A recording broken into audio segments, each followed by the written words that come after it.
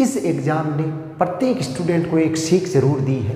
कैसे दी है, क्यों दी है, वो आप 2-3 दिन से लगातार न्यूज़ चैनल है या समाचार पत्रों में पढ़ रहे हो कि इस बार जो नीट का एग्ज़ाम हुआ उसके अंदर किस प्रकार से नकल करवाई गई और किस प्रकार से नकल गिरोह है उनको लगातार पकड़ा जा रहा है। ये सुनकर बहुत दुख होता है कि एक अध्यापक है वो खुद किस प्रकार से इस प्रकार के गिरोह में शामिल होता है। एक गवर्नमेंट टीचर किस प्रकार से इस प्रकार का गिरोह चलाता है, या हम ये करें कि एक RPMT टॉपर स्टूडेंट किस प्रकार से दूसरे स्टूडेंट को नकल करवाता है।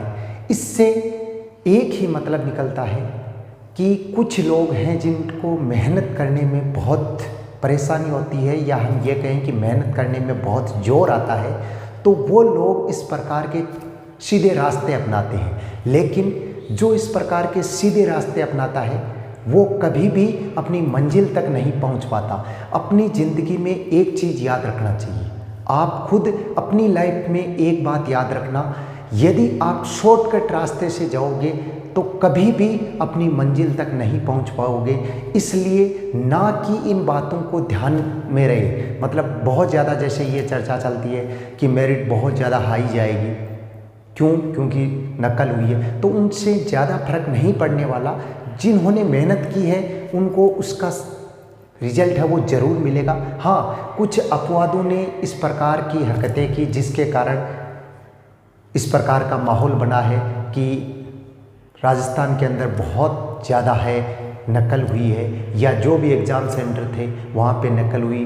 किसी दूसरे स्टूडेंट ने एग्ज़ाम दे दिया, जैसे ही पेपर स्टार्ट हुआ तो 10 मिनट बाद में पेपर है वो आउट हो गया। तो इस प्रकार की अफवाहें चल रही है। तो जो एग्ज़ाम दे के आए हैं वो भी बहुत सारे स्टूडेंट इस चीज़ को लेकर निराश हैं, और जो तैयारी कर रहे हैं वो भी ये सोचते हैं, तो ये बोलते हैं कि जो हम तैयारी कर रहे हैं उनका क्या मतलब निकलेगा।